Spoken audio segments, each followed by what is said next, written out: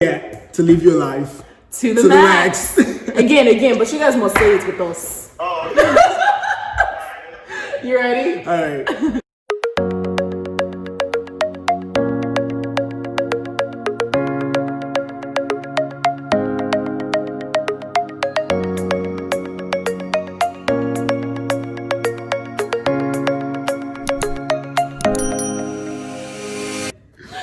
Hey everyone, welcome back to Life to the Max. So on our channel, we talk relationships, fashion, and travel. Today we have another installment of our Millennial marriage series. All right, so today we are featuring Ola and Shemi Quadri. Hey! Hey, what's up? How y'all doing? Good. So I just wanted to share kind of like how we met, so everyone kind of knows how we met, our background, right? So I met Sister Shemi when I was a toddler, pretty much. I'm not sister. We're only like 5 years apart. If that. It's not even up to 5 years, it's like 3 years. But like I've been calling you Sister Shemi for so long. It's hard to reverse that, but yeah.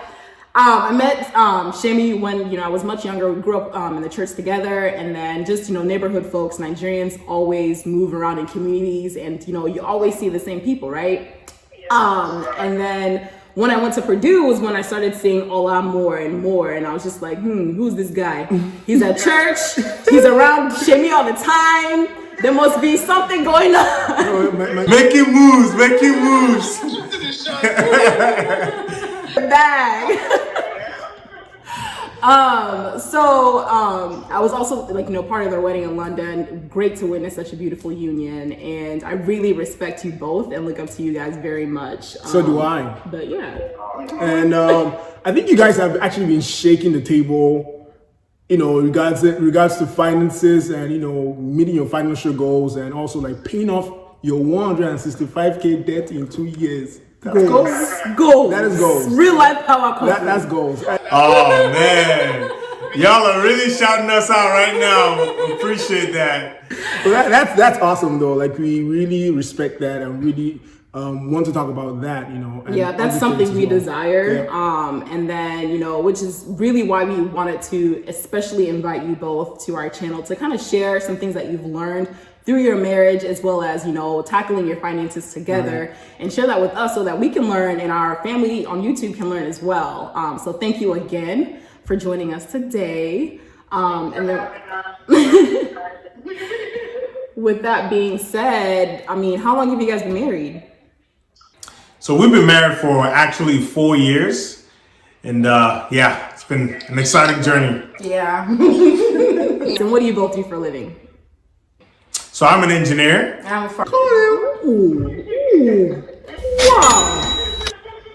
Wow. So I'm curious, when was the first time you both discussed finances together? Like whether it was while you were courting or like in marriage. Right. Yeah. Yeah, it was probably like our first date. Bruh. That sounds a little bit crazy, but we actually have a video about this because they actually asked me for my credit score on our first date. And I'm just like, this guy must be broke or he wants to use my credit for something. Hey. So you want to explain why you did that? I can explain, right? So the first thing for me was just, at that time, my mind was like, I want to build an empire, right? With a solid partner. And for me, being a student, it's not really a conversation of how much do you have right now or what all that stuff. But it was more about, how is your mindset in terms of finances? How are you, do you maintain yourself properly? Do you think about things more seriously, right? Than others that just splurge and are high maintenance and all that. Right. So it was helpful to talk about that at the beginning. Yeah. So would you advise other people to do that the first date? No, definitely not. Because if not for the grace of God, I would have run and never looked back. Definitely, I think it should be earlier on, but it shouldn't be like, oh, how much do you make? It should be more of what are your goals in life? And a lot of times when you ask about goals in life, you can kind of start to have those financial conversations. Agreed. Awesome. That's awesome. Yep. So how has finances impacted your journey to marriage so far? Okay, so journey to marriage or like our marriage right now? So like your journey towards marriage. like during that time. Okay, during that time. Okay. I think like it didn't really affect our journey too much because we didn't, like, I know some people like in their dating, they start to combine finances and things like that. We didn't do much of that. All we did was kind of discuss like, okay, this is where we want to go with our finances when we get married. And then the only thing we did is like we planned our wedding. We both saved towards the wedding, but we actually did that separately too. Right. We just knew like this is how much we need to save towards our wedding. So it didn't really affect us. The only thing that it really did was help us know that we were aligned on that front, because obviously he was like a big spender, which he kind of was, but he was willing to work on it. And I was more of the saver. And so we just kind of talked through those kind of things while we were dating before we got married to make sure that we were aligned enough for the marriage to work. Wow, that's good. And the key word there is before we got married. Before you get married, it's really important to tackle those conversations around finances. So when you guys get married, it's not a surprise. Surprise. Yeah.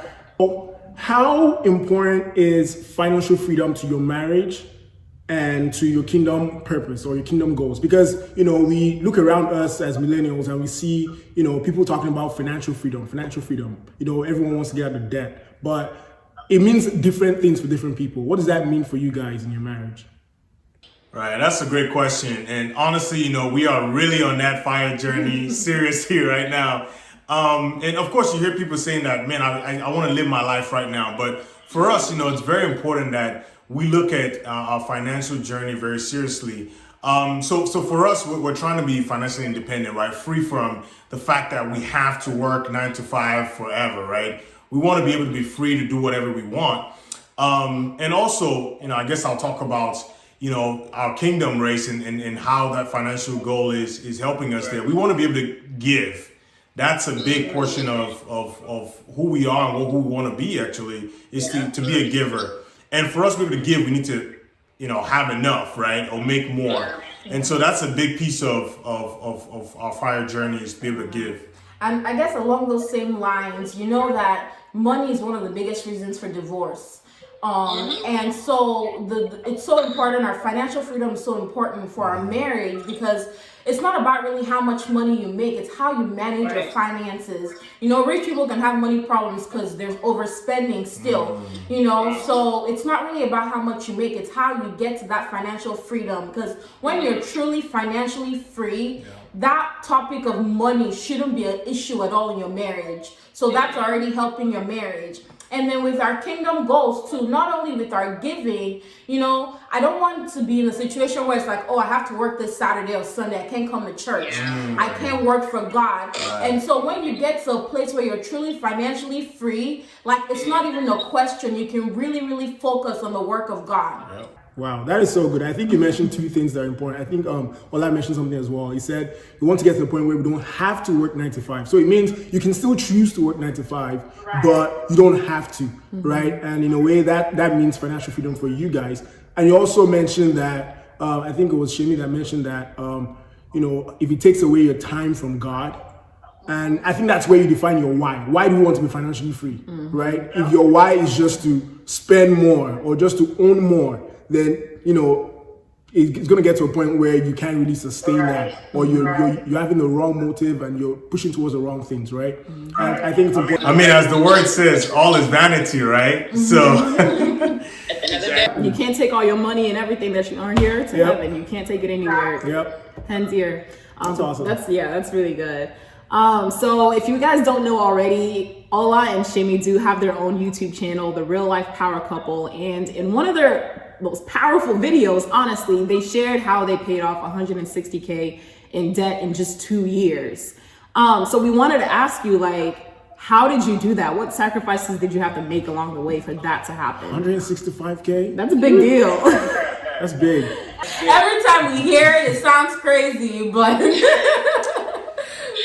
don't know how, but we did it. It was God. Amen. Was there like any sacrifices you guys made in that process? Like, what did you have to give up? Time, I don't know. Activities that you normally do, eating out, whatever. Right. So I would say the first sacrifice that we had to do, you know, coming into being married and then starting the journey was we realized that, you know, our living situation, we had to be very modest, right? So once we got married, you know, I had a house at the time, so which, you know, thank God. And she moved in and we weren't rushed to try to get a new place. We managed with where we were living together. Even at the point where we had our first kid, we still managed, even though the quarters were getting tight for us. But like, people would comment about it like, you guys are more than this. And I'm just like, look, we're comfortable, you know, like you don't have to keep up with the Joneses, right? And so we really like, just like it was this bachelor pad essentially, but we had our first kid in there. So we had to make it work and, kind of pushed away all that pressure from people. And, that was a good way for us to stay modest. I think another one would be, around our wedding and how we try to stay a little bit modest there. You want to talk about that? Sure. So our wedding, we planned, we only spent $20,000 on our wedding. And for a wedding that was international and everything, like that was a really, really big sacrifice. I remember like the day before our wedding, like I was still crying because the stage floor that I wanted, they said I should bring 400 pounds. And I was like, I'm not like, so we definitely made sacrifices because we knew like we didn't want to go into debt, more debt going into our marriage. Because like we said in the video we did together, the marriage is more important than the wedding. So we definitely made sacrifices on that front as well. Yeah, and I'll add, another thing that we did through that journey was also picking up extra work, right? Yeah. So once we started, we're just like, okay, how can we make more? Because earning more, getting more income will allow us to put more money towards this debt. So we just started looking at ways to just make more. I became a realtor, at the time, and she was doing weekend shifts and other things like that to just bring in more income just to help us out. And I wouldn't advise that to everybody. It just depends on how much your debt is. Because for us, we could see the light at the end of the tunnel. We don't do all that craziness anymore as much, right? But we put it on paper. We said, okay, if we put this much extra into our debt every month, we're going to be able to achieve this goal. And we're like, okay, doing this for 2 years is doable. Now, if you have more debt or whatever your side hustles are, it's not bringing in that much, it might not be realistic. So you just kind of have to look at the numbers and play with it. Basically, you mentioned like planning, right? Like planning if it requires multiple streams of income. And then also agreeing that, yes, we're making these sacrifices right now. The outside noise doesn't matter. And I think that's important. Like that agreement, like that's one important. If both of you are going to like actually achieve something, having that agreement first. I think the Bible talks about like, can two walk together unless they're agreed, right? And so like being in agreement first of all, before anything is important, because this other person can be saying, oh, I want to save this. Other person saying, oh, I don't want to work, all that stuff. And just getting on the same page is important, right? That is so good. Yeah, not trying to keep up with the Joneses. Exactly. No comparison. Nope. No. So on a more controversial note, this was something that we discussed while we were doing the premarital counseling, right? And they asked us, what do you guys think about joint accounts? Like, should a couple have a joint account? What are your thoughts on that? Do you have a joint account now? Subscribe. You subscribe. And if you haven't subscribed yet, subscribe. What are you waiting for? Subscribe. If you haven't subscribed yet, hit that subscribe button, turn on your notifications. Like, share, yes, live your best life. Live your life to the fullest, to the maximum. That's the goal here. And help others. Sharing is caring, Facts. All right. Enjoy. That's a good question. We've had those kind of tough conversations with different people, and it's crazy when you hear the kind of feedback. But honestly, for us, we believe that having a joint account was very important, right? And so we started a journey with that mindset, having a joint account for transparency, just, again, two heads working together, it'll be valuable that way.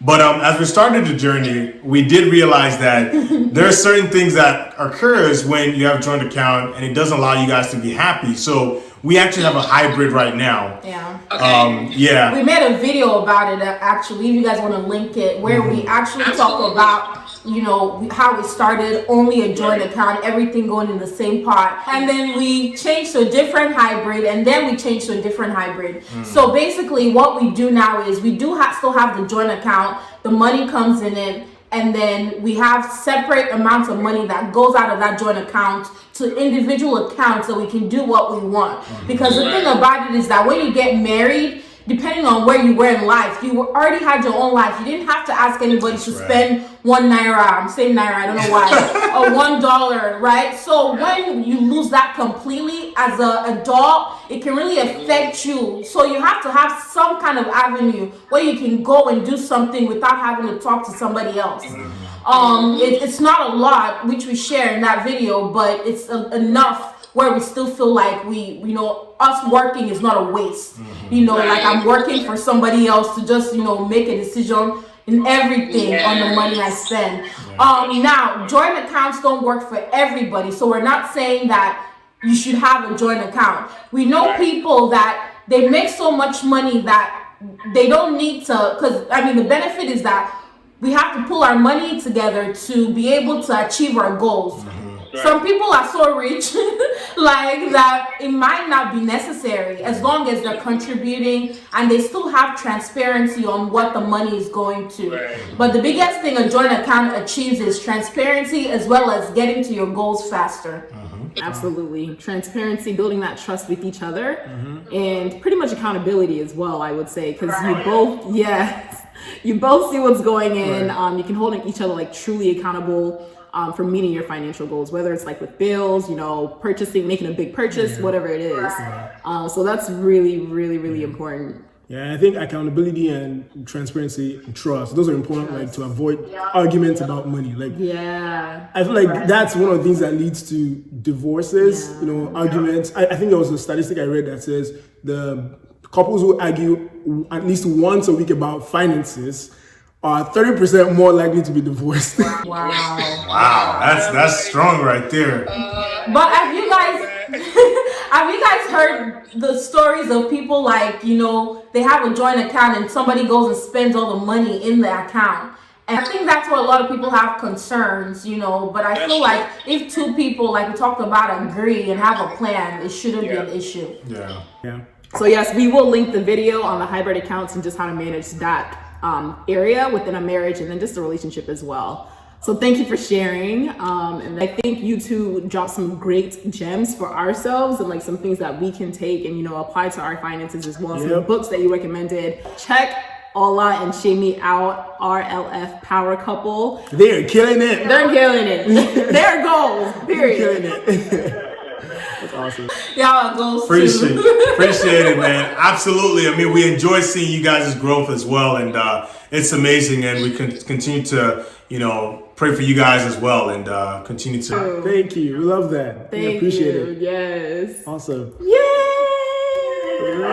So that is all that we have for you today. Thank you for watching and tuning in. Don't forget to hit that subscribe button if you haven't already. We will drop a link to their YouTube channel below as well as their Instagram, and check them out. Check out the content that they're putting out. You know, when it comes to financial goals, financial freedom, this is the channel for you. And don't forget to live your life to the max.